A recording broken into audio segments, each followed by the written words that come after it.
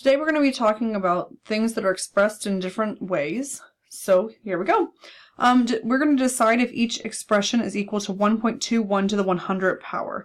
So one way we can do this, obviously, is to type 1.21 to the 100th power into the calculator and all of these other options. The other way to do this is to actually think about just our exponent rules of what we have going on. So here we notice that the 1.21 is the same thing here and here. So that's a good start for both of those, but it doesn't mean that they're equivalent. This is 1.21 to the 10th all to the 10th power. So when we have an exponent to an exponent, we're going to multiply those. So this would be 1.21 to the 100th power, which does equal. So this one is a yes, so I'll circle that one. We have 1.21 to the 50th to the 50th. Again, an exponent to an exponent means we multiply. So this would be 1.21 to the 2500th power. That is not equivalent.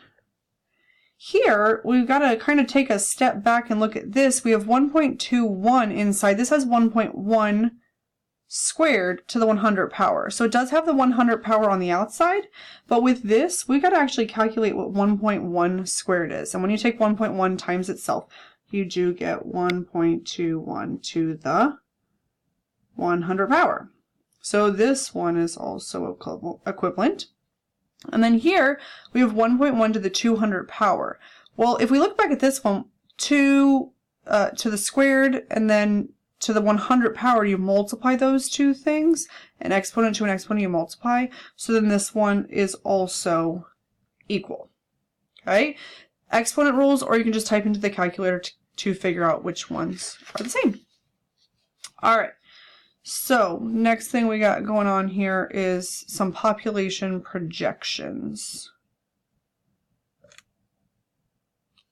So from 1790 to 1860, the United States population in thousands, that's very, very important, in thousands is modeled by the equation P equals 4,000 times 1.031 to the T power, where T is the number of years since 1790. Okay, so about how many people were living in the U.S. in 1790? Well, if we're looking at our equation, the starting year is since 1790, and that's what we have here. So in 1790, now you're going to want to say 4,000 for this, but this is where it says in thousands. It doesn't make sense that the United States population would have only been 4,000 people, even though we're still back in 1790. There were far more people than that. So we have to take our answer here, multiply it by 1,000, which just means we're adding 3 zeros to it. And there were roughly 4 million people in 1790. Okay, and the way we got that is just by looking at the A value from our exponential equation. In 1860, when we make these calculations, so we're going to have to take our 4,000 times 1.031 to the, there were 70 years that happened there, okay, between 1790 and 1860. And when you do that, you get let me write it down here. So you would get 4,090,505 people. But remember, this answer is in thousands, so we do need to add 3 more zeros to it. Okay, so the tricky part of this is just making sure that you take your answer and multiply it by 1,000, since it's in thousands. The other way to go around that is to just multiply this 4,000 by 1,000 first and start with an A value of the 4 million people that we started with. Okay? Part B says, what is the approximate annual percentage increase predicted by the model? So that means that we're looking at our factor here. We're looking at this 1.031.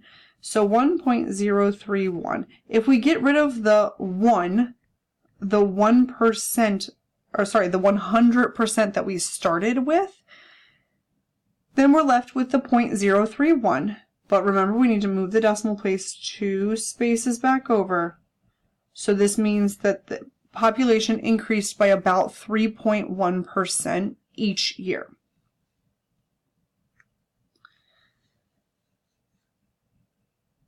what does the model predict for population in 2017, and is it accurate?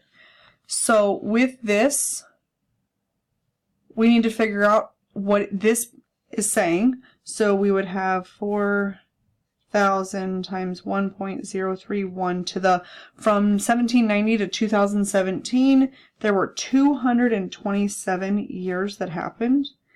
That means, and I answered the wrong thing up here. This, not that many. We should get this number after we multiply by 1,000. So you would get 33,897 in 1860, but when you multiply that by 1,000, you get 33,897,000 people. Okay, so then let's go back down here. That means this answer is our 4,090,505. But remember, we got to multiply that by 1,000. So this is actually 4 billion people. That obviously didn't make sense back for 1860. But we have to even see, is that an accurate number for now, for in 2017? Well, 4 billion people, that is a lot of people. That is nowhere near the amount. So is this accurate? No. The actual population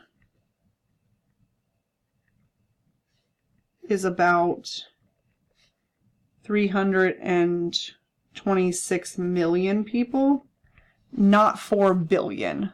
Okay, there's roughly about 7 billion people on the entire planet. It doesn't make sense that over half of them are just in the United States.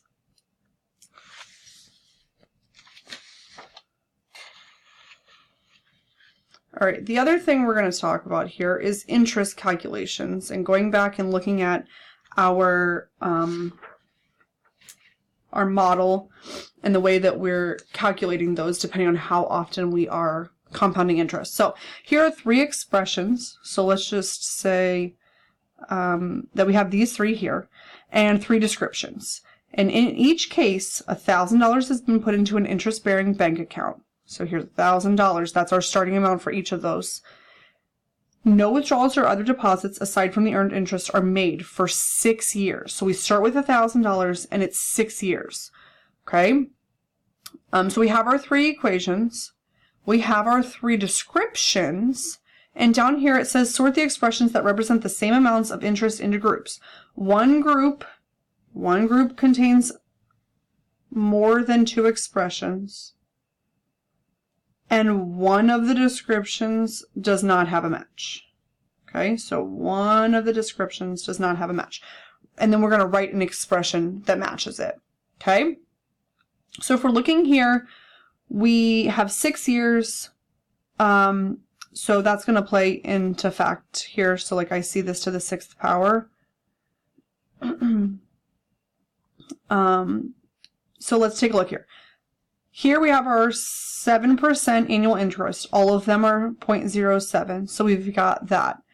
If we're compounding interest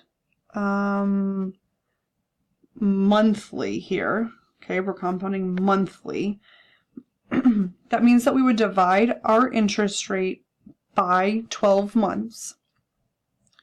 Okay, so both of these divide by 12 months, but let's make sure that that exponent is correct.